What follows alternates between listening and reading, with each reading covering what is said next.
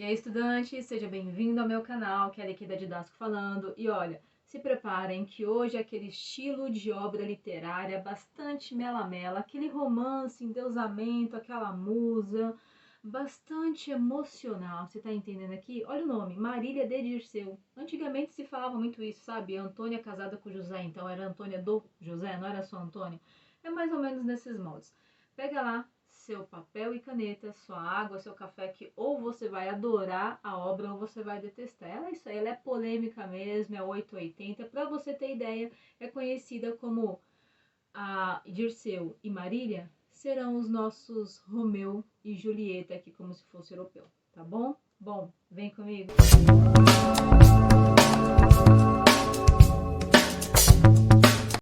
Para começar essa aula de hoje, vamos pela ordem. Primeiro eu vou te dar as características técnicas, é isso aí. Você vai tomar nota de onde ocorreu a história, quando ocorreu, quem contou, essas características e informações técnicas da literatura.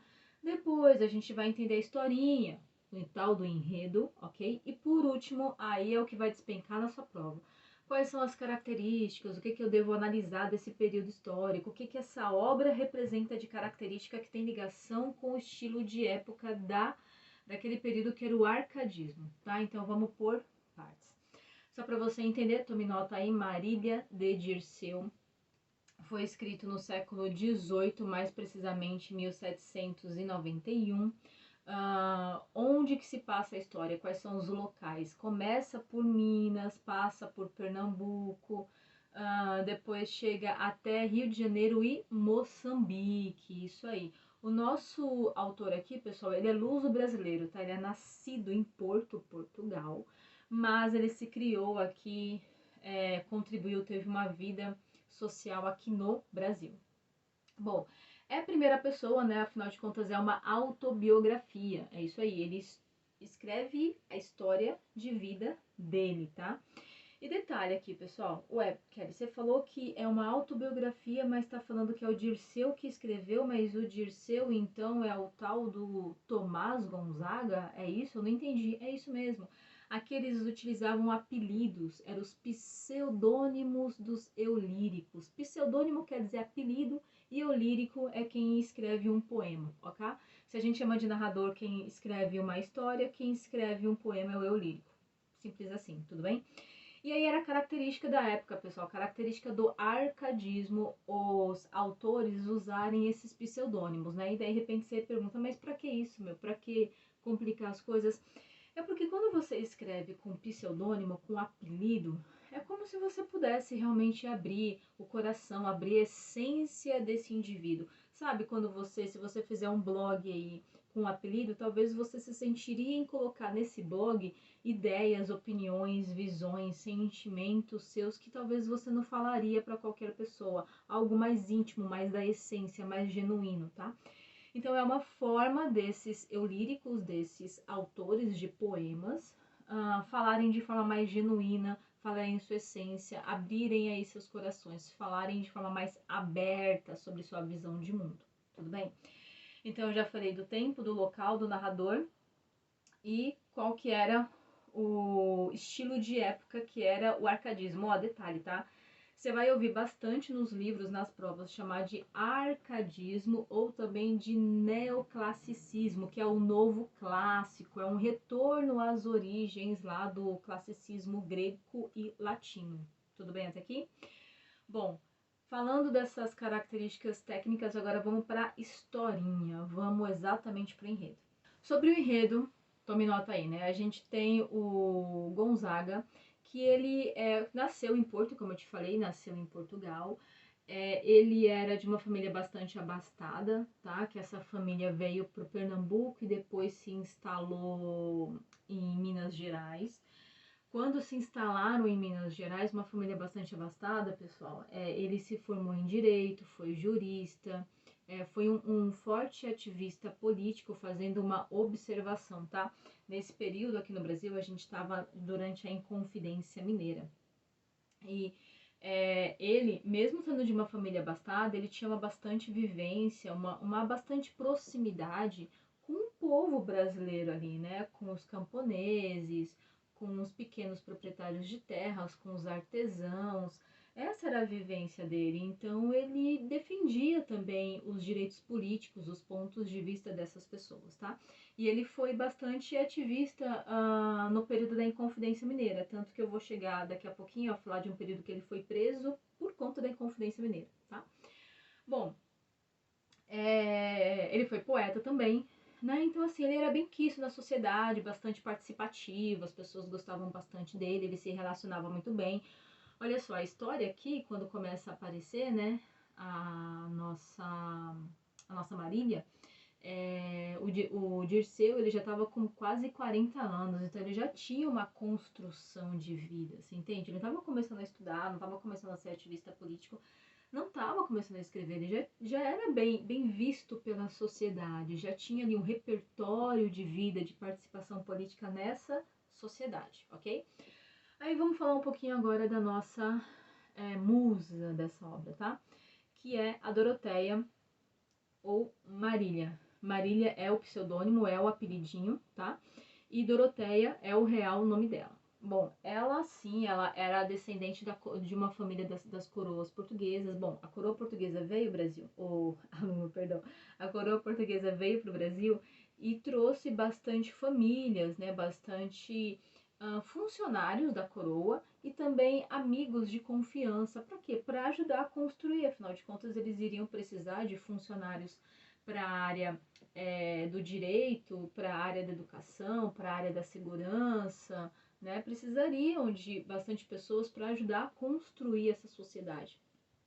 E a Doroteia, a nossa Marília, ela era filha de uma dessas famílias que veio junto com a coroa portuguesa. Então, ela fazia parte ali de um outro lado do nosso Tomás, né? Porque o Tomás representava muito mais ali os ideais do nativo. Ele participou da Inconfidência Mineira, ele era bastante próximo a esse camponês, a esse povo, né? Essa massa popular. E a Marília não. A Marília, ela era descendente da coroa portuguesa, a mãe dela faleceu quando ela ainda era criança.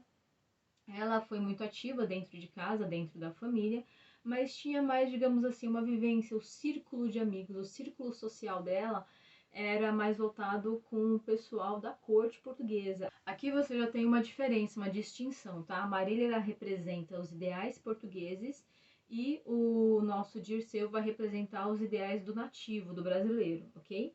Bom, outra informação muito importante, pessoal, havia uma diferença de idade entre eles, né? A Marília, quando ela aparece no romance como a musa dele, ela já tem de 17 para 18 anos e ele tem de 40 para 41. Então havia uma diferença de, em média, aí, 23 anos de idade. Aí tem mais uma outra questão, né? Essa diferença de quase 2 décadas de idade lá no século XVIII. Se hoje, de repente, ainda é um pouquinho natural, mas você olha meio assim, nossa, um cara de 40 com uma menina de 20, né? Um cara de 38 com uma menina de 18, né? Se você já olha isso hoje nos moldes atuais, já surge, de repente, um olhar assim meio questionador, meio tentando entender, sabendo que provavelmente haverão algumas diferenças ali, né? De pensamento, de comportamento, de vivência. E imagine isso há mais de 200 anos atrás, né? Imagine isso em 1790, por exemplo. Então, a diferença de idade deles era basicamente um fator que impossibilitava esse romance. Era como se fosse um romance proibido. Olha só, primeiro tem a questão da vivência política, da vivência social, né? Afinal de contas, ela fazia parte da coroa portuguesa e ele fazia parte ali de uma vivência muito mais com o povo brasileiro, né? Com os nativos. E ainda tinha a questão da idade. Então era como se fosse um romance proibido. Por isso que aqui entra a ideia de Romeu e Julieta, tá? Socialmente, eles frequentavam mundos muito diferentes, muito opostos, muito extremos, entende? E além da questão da idade. Bom, aí a gente olha essa historinha e pensa, nossa, vai dar ruim, né? Não vai dar bom. Bom, assim, o que impossibilitou o relacionamento deles basicamente foi o fato de ele ser exilado, o fato de ele ficar preso. Porque até então, pessoal, toda essa diferença de idade ou de classe social não diferenciou, viu? O nosso Dirceu foi muito apaixonado pela Marília, tal que ele escreveu um livro para ela, né? Ela foi a musa dele. Uma característica, pessoal, do arcadismo é que os eulíricos, ou os homens, né, eles eram vistos como os pastores. E as mulheres, ou as musas, eram vistos como os pastoras. Mas por que era essa viagem de chamar de pastora de pastora? Porque no arcadismo você tem muito fugere urban. O que é o fugere urban? É fugir do urbano, né? Eu vou comentar lá no final, fique tranquilo, volto a esse assunto novamente, mas uma das características do arcadismo é cultuar, é buscar uma vida mais da natureza, mais natureba, mais voltada para o campo, entende? Mais voltada para o rural. E aí eles buscam aquela vida, sabe, bem simplista lá mesmo, de criar minhas ovelhas, criar meu gado, criar minhas galinhas, viver na minha terra, viver tranquilamente ali, comer do que eu produzo, comer do que eu vendo de excedente, aquela vida bem parcimônica, né? Então, para ele era como se fosse o pastor que sonharia em casar e viver a vida inteira casado com aquela pastora que ajudaria ele no labor, na vida, que construiria com ele uma vida em família, mas também uma vida de posses ali, você entende? Agora vamos falar um pouquinho sobre a obra, tá? Ela é dividida em 3 partes. Na primeira parte você tem 33 liras. Pessoal, olha só, por que chama de lira, professora? Por que não chama de poema? Porque lira era como se fosse cantado, tá? Era como se fosse uma música.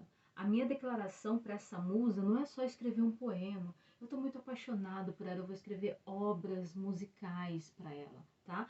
São poemas que, quando eles são lidos, eles devem ser cantados. Isso é a ideia de lira, tudo bem? Então, voltando ao raciocínio.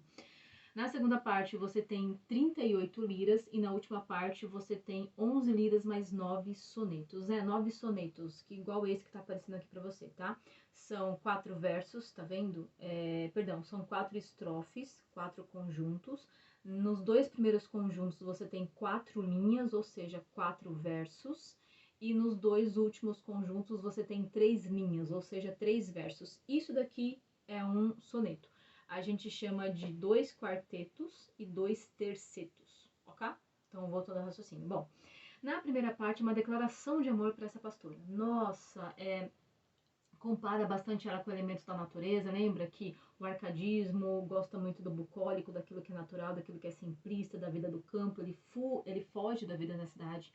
Então ela é comparada com todos os elementos da natureza que você imagina. Ela é uma musa, é uma grande declaração para essa mulher, tá? Como a gente fala aqui de neoclassicismo, que é voltar às origens clássicas ou origens latinas, você vai identificar aqui bastante termos em latim, entende? Um termo em latim aqui é chamado locus amenus. O que é isso? É um local ameno, é um local tranquilo, é um local simplório, um local que me passa harmonia, ok? Na segunda parte, ele já tá preso, pessoal. Ele já tá uma parte em Ilha das Cobras, Rio de Janeiro, e outra parte lá em Moçambique, quando ele fica definitivamente preso de lá. Bom, aí é um saudosismo, né? Porque é bastante melancolia, ele tá morrendo de saudade da Marília. Ele, nesse período aqui, ó, detalhe, tá? Essa obra, põe em parênteses aí, tá? Na sua anotação. Essa obra, ela é comparada com Romeu e Julieta. Só que tem algumas diferenças de Romeu e Julieta. Romeu e Julieta, em nenhum momento aparece uma terceira pessoa ou uma quarta pessoa. E aqui na segunda parte, onde ele tá com muita saudade, muito saudoso, muito melancólico, ele tá naquela masmorra, preso, tá uma vida difícil para ele, com bastante saudade. Inclusive aqui é até chamado de locus horrendos, tá? Porque o local é horrendo, é uma vivência tenebrosa, uma vivência terrível, uma vivência agoniante para ele. Quando há alguns momentos aqui da Lira, aparece uma segunda mulher, porque ele casou lá em Moçambique. Ele casou no período que ele esteve lá. Então é um pouquinho diferente de Romeu e Julieta, porque Romeu e Julieta só tiveram 2 pessoas. E na dele aqui vai aparecer uma terceira pessoa, tá? Detalhe, bastante provas de vestibulares perguntam sobre isso. Ele realmente casou com uma terceira pessoa lá em Moçambique, tá? Mas a Marília nunca casou com ninguém aqui, ela morreu sozinha, tá bom? E na terceira parte a gente vai ter bastante declarações também para outras musas. Aí a gente pensa, caramba, então peraí, na primeira era só para Marília, na segunda é a saudade de Marília, mas aí surge declaração para a esposa dele, com quem ele casou lá em Moçambique. E na terceira, então, vão ter outras mulheres? Vão ter outras mulheres, vão ter outras musas, outras declarações. Mas essas declarações eram antes dele conhecer Marília. Então, essa obra, ela não é linear, ela tem uns flashbacks. Na última parte, vai rolar um flashback dele do período antes dele conhecer Marília, tá? Pensa assim, o cara tá lá preso, tá numa vida ali de liberdade cerceada, não tem liberdade de ir e vir, já tem certeza que não vai conseguir ver o amor da vida dele de volta. Então agora só resta para ele lembrar dos tempos de Aurora, lembrar dos tempos que realmente a vida era boa, lembrar das vivências dele. Agora só resta a felicidade de lembrar aquele passado muito bom. Aí você até pensa assim, nossa, então ele não curtia, né? Não era apaixonado pela atual esposa dele. Não era muito não. De repente era uma situação de que, cara, já tô aqui, já sei que eu não vou voltar.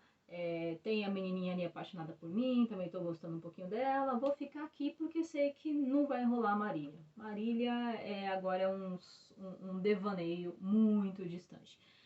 0,001 de probabilidade de eu estar com Marília, então vamos seguir aqui. Deixa eu curtir o que dá pra curtir aqui da minha vida. Então é mais ou menos isso, tá?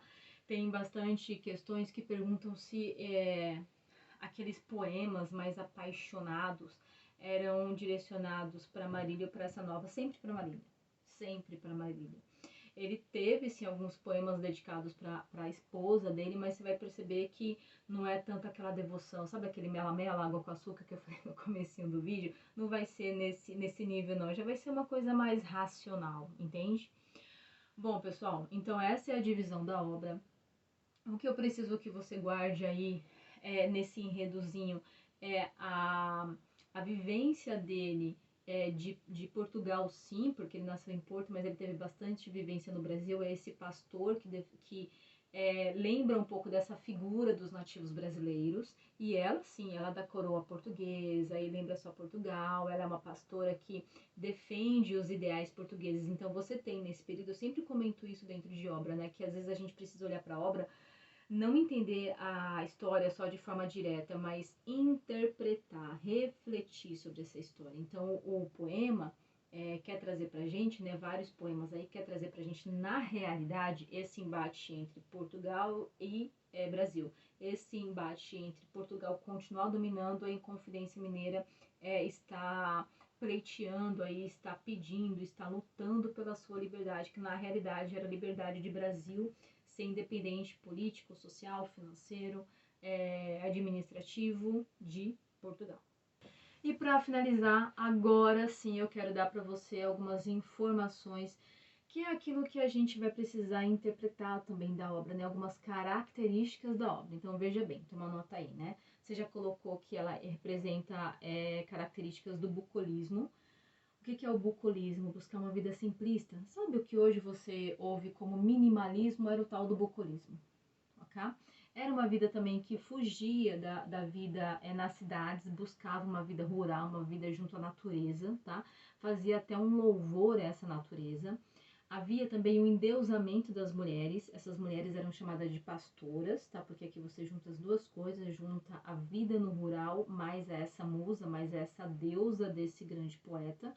Esse pastor, ele só se torna pastor quando ele tem uma pastora. Ele só se torna ali um homem quando ele tem uma companheira do lado. Bem naquele ideal romântico, né? Que mais?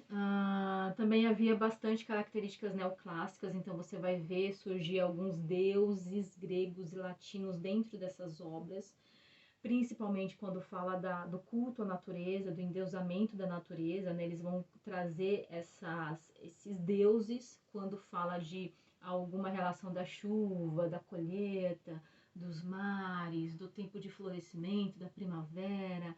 Vamos entender que aqui a gente não sabia, não tinha bastante conhecimento sobre ciência, então cada tempo que floreava ou que colheita não entendia que era um tempo normal, entendia que era um deus que estava servindo aquele alimento, você entende aqui? Então você vai ver que vai surgir bastante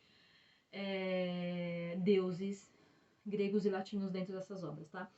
Pessoal, olha só que interessante, vai haver bastante racionalismo. Aí a gente olha e fala, nossa, mas é um romance com uma musa inspiradora. Mas perceba que tem um pouquinho de racionalismo, porque mesmo apaixonadaço por essa mulher, quando ele sabe que ele não vai voltar mais porque tá preso lá, ele casa com outra. Você entende aqui? mesmo que ele se apaixone por alguém da coroa, mas ele continua ali defendendo os seus ideais. Então é como se ele separasse bastante essa ideia de sentimento de razão, sentimento de propósito, de ideais, de valores, de princípios, você entende? Então você vai ver bastante racionalismo. Ele é emocional pro amor, pro sentimento para com aquela musa. Mas na vida dele, no olhar, há bastante racionalismo. Bom, você também colocou aí culto da natureza, esse fugere urban, que é fugir do urbano. A busca pelo simplismo, né, que é a ideia do minimalismo, que é o bucólico. Bucólico é a mesma coisa que simplista, tá? E você também vai ver aqui, ó, o ponto mais importante, as formas são muito importantes. Olha esses versos que tá aparecendo aqui para você, né? São versos que você conta as sílabas a cada linha. É um busca de bastante forma. Você tem os sonetos, pessoal. O soneto, ele é como se fosse um poema perfeito, porque você tem umas rimas.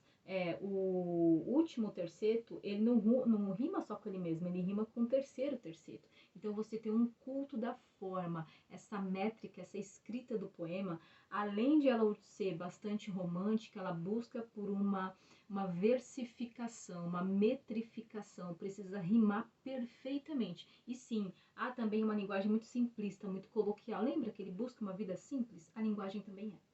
Agora sim, por hoje é isso. Obrigada pela sua companhia. Espero muito ter colaborado. Vai lá, faz essa prova, arrebenta, revisa esse material. E agora sim, né? Vale a pena você curtir aqui o nosso canal, se inscrever nele, dar um joinha, deixa seu comentário. Eu vou adorar se você comentar que já tinha lido a obra e refrescou as ideias. Se não leu e trouxe bastante informação nova, divide aqui comigo que eu vou adorar te conhecer um pouquinho, tá bom? Obrigada por hoje e vai lá, gabarita essa prova.